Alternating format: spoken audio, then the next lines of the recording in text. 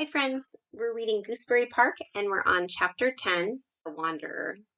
When Professor Albert finally woke up, it was 4 o'clock in the morning. Gwendolyn was waving her antenna like an inspired conductor. Kona could be heard rattling around down in the basement. Some little bits of egg roll?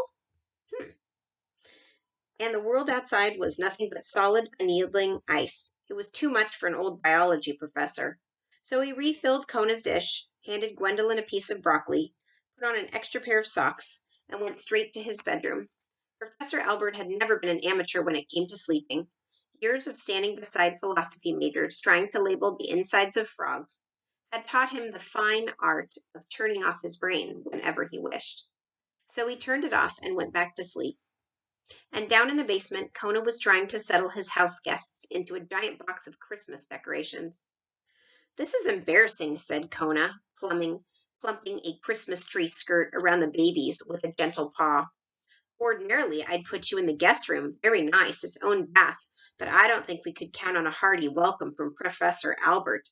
Once a chipmunk wandered into the house, and he chased it for 2 hours with a colander." "He cooks Italian?" said Murray. Kona smiled and turned to leave. "I hope you find Stumpy," Murray said suddenly and solemnly. Kona nodded and looked again at the 3 sleeping children. "Now that the professor was in his bedroom, I'll be able to go to the park again," Kona said. "I'll toss down a bag of marshmallows before I'll go, and then I'll get some real food for you when I get back." "Hey, marshmallows are real food," said Murray, perking up. "Wish me luck, Murray," Kona said, quickly going up the stairs. It was a painful run back to the park. Kona's cut stung badly in the cold. The pads of his feet hurt from the ice's abrasion, and his entire body ached. But the dog made it back to the park, and this time more quickly. He was afraid Stumpy might be injured and hurting somewhere, and there was no time to waste thinking of his own bumps and bruises. A few of the animals in Gooseberry Park had begun to emerge from the wreckage, and they wandered slowly in the moonlight. A large black crow flew low overhead, surveying the sight. "Have you seen a little red squirrel?" Kona called to the crow. "A girl?" asked the crow.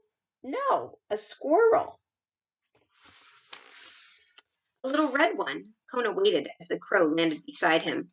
"A squirrel, you say?" asked the crow. "Yes," said Kona. "Red?" "Yes."